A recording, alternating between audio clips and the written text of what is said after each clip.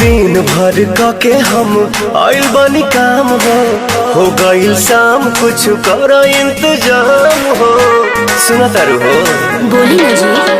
हाँ। दिन भर के हम आइल बानी काम हो गइल शाम कुछ कर इंतजाम हो। दही में दम रही तबे लड़ी गाड़ी वो न चाहत कब याद राजा सहरी से तहरी वो न चाहत कब याद राजा सहरी से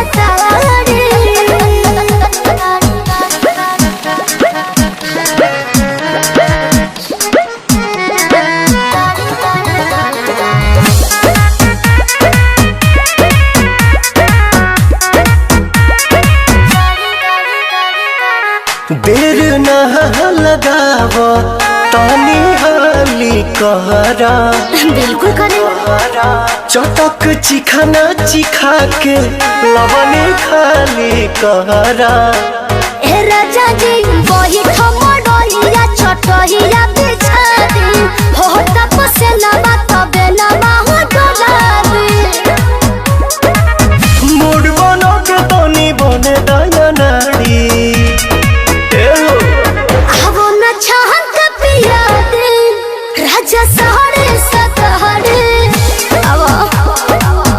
वो न चाहत पिया दे राजा सहरे सतहरे